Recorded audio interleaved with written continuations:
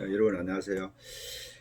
제가 오늘 이제 법무사로서 사무실을 이제 이렇게 상담을 받아보면 개인 회생과 파산에 대해서 이런저런 질문들을 많이 해요. 그래서 그런 고객들로부터 받는 질문 가운데 몇 가지 좀 이해를 돕기 위해서 오늘 사진을 좀 찍어요.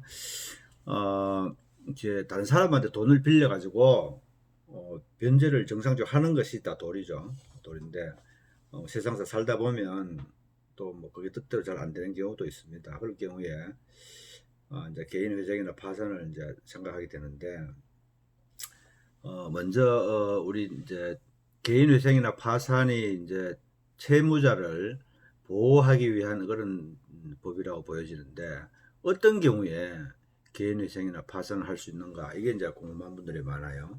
그런데 그걸 논하기 전에 먼저 채무자 회생 및 파산에 관한 법률은 그 근본 정신이 저는 있다고 생각을 합니다. 그게 뭐냐 하면 어, 그 법이 사람한테 불가능한 것을 요구할 수 없다는 거죠. 뭐 형법적으로 얘기하면 뭐 기대 가능성의 이론이라고도 얘기하는데 가사 어떤 사람한테 어떤 사람이 부치를 많이 졌는데 당신은 그 빚을 뭐 먹지도 말고 입지도 말고 죽을 때까지 그 빚을 갚다가 못 갚으면 할 수 없더라도 뭐 죽을 때까지 갚아라 이렇게 강요할 수는 없는 거죠. 그래서 사람이 살다 보면 이제 자기가 소득 활동을 하긴 하는데 생계비 이상의 소득이 없는 경우에는 변제할 능력이 없는데 그걸 어떻게 뭐 변제를 강제할 수 없는 거죠. 다른 사람한테 돈을 빌려서 변제를 하지 못하는 거 그거는 형사적으로는 죄는 아니에요. 민사적으로는 뭐 채무 불이행이지만 만약에 돈을 빌려서 못 갚는 게 죄가 될 것 같으면 뭐 형사적으로 처벌을 해야 되죠. 그러니까 다른 사람한테 돈을 빌려서 못 갚는 게 죄는 아닌데 그것을 뭐 강제할 수 있는 방법이 없습니다. 그래서 지금 우리나라에 뭐 신용 불량자 된 사람들이 뭐 200만 명이다, 300만 명이다, 뭐 이런 얘기를 하는데 이런 사람들을 구제해 줄 필요성이 있는 거죠. 내수가 지금 죽어가고 있으니까. 그래서 이제 나온 제도가 개인회생이나 파산이라고 보면 됩니다. 어, 그러면 개인회생은 어떤 사람이 할 수 있고 파산은 어떤 사람이 할 수 있느냐 하는 그 양계 차이가 문제가 되는데 생계비 이상의 소득이 있느냐 없느냐에 따라서 생계비 이상의 소득이 있으면 이제 개인회생을 해야 되고 생계비 이상의 소득이 없으면 이제 파산을 하면 됩니다. 이제 간단하게 얘기해서 이제 먹고 살기 급급하다, 자기가 입에 풀칠하기도 어렵다, 먹고 살기도 어렵다 이런 경우에는 이제 파산하는 것이고 자기가 빚을 다 갚지는 못하지만 어, 생계비 이상의 소득이 있어서 생계비를 공제하고 나오면 여분이 돈이 있으니까 다 갚지는 못하더라도 이 돈이라도 변제를 하고 싶다 하는 것이 개인회생이에요. 근본적인 차이는 거기에 있습니다. 물론 개인회생은 뭐 빚이 5억 이하여야 되고 100% 변제를 못하는 경우에는 최소한 변제 기간이 5년, 3년 이상, 뭐 5년 이하까지 변제를 해야 된다라는 건 제한 규정은 있지만은 근본적인 차이는 그렇습니다. 그래서 자기가 생계비 이상의 소득이 있으면 개인회생을 해야 되고 생계비 이상의 소득이 없다고 생각하면 이제 파산을 한다 그렇게 생각하시면 됩니다. 그 다음에 또 이제 자주 질문을 하시는 분들이 나이가 몇 살 정도 되어야 개인회생이나 파산을 할 수 있는가 이렇게 묻는 분들이 있어요. 근데 법에는 그게 정한 바가 없습니다. 정할 수 없는 게 가서 예를 들어서 요양병원이나 요양원에서 입소해서 계시는 한 뭐 80대나 90대 된 할아버지나 할머니 같은 경우에 빚이 약 한 1,000만 원 정도 있을 경우에 그것을 갚으라고 강요할 수 없는 것이죠. 그러니까 그런 할아버지 할머니 같은 경우에는 요양원에 입소해 있는 그 비용도 뭐 국가의 도움을 받거나 자기 가족들의 도움을 받아서 살아가고 있는데 생계비는 커녕 소득이 전혀 없는 것이죠. 자, 이런 경우에 뭐 아까 제가 얘기했듯이 먹지도 말고 입지도 말고 변제를 강요할 수 없으니까 파산이 되겠죠. 1,000만 원의 빚이라도. 그러면 예컨대 나이가 한 20대 초반의 청년이 빚이 1,000만 원이 있는데 이거 나 파산해 주세요라고 얘기하면 그건 곤란하겠죠.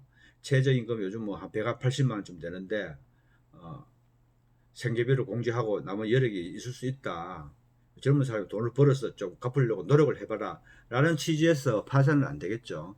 그래서 나이가 몇 살 정도 되어야만이 개인회생이나 파산할 수 있느냐 하는 건 정해진 바는 없습니다. 개개인에 따라서 다릅니다.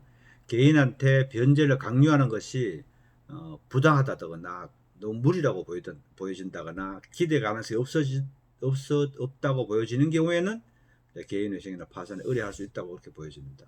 그러면 부채 액수는 어떻게 되느냐 하면, 부채 액수는 이제 파산의 경우에는 액수가 크면 클수록 파산 면책이 좀 수월하겠죠. 왜? 무리가 가니까.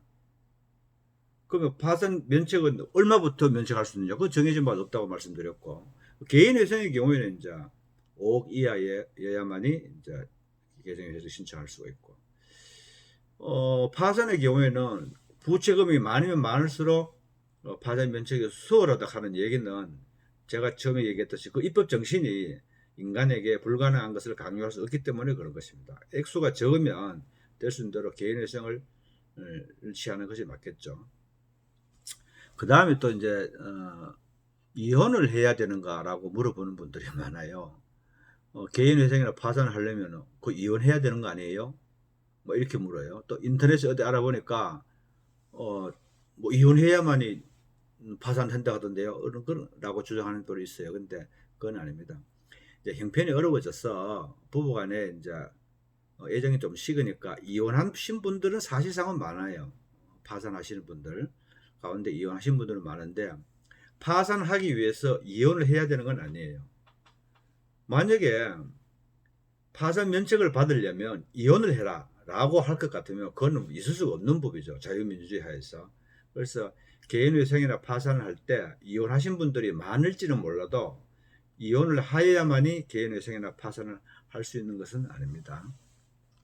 그 다음에 또 이제 많은 질문들 하시는 분들이 남편이 사업을 하다가 이제 부도가 났어요. 이제 뭐 파산이나 개인회생을 한다 이 말이에요. 그러면 그 못 갚은 돈 아내가 갚아야 되는 거 아니야? 이렇게 묻는 분이 있어요. 또 그 반대로 아내가 빚이 졌는데 부부인 남편이 내가 대신 갚아줘야 되는 거 아니야? 이렇게 질문하시는 분들이 있어요. 근데 그건 아닙니다. 부부간이라는 이유로 또는 뭐 부모의 재산을 자녀의 재산을 부모가 대신 변제해야 되는 법적인 의무는 없습니다. 분명히.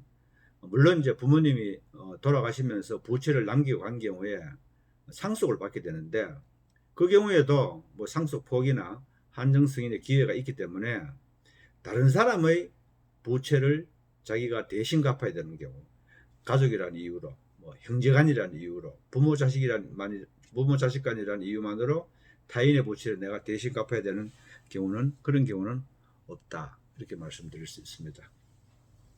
다음에 다시 한번 뵙기로 하겠습니다.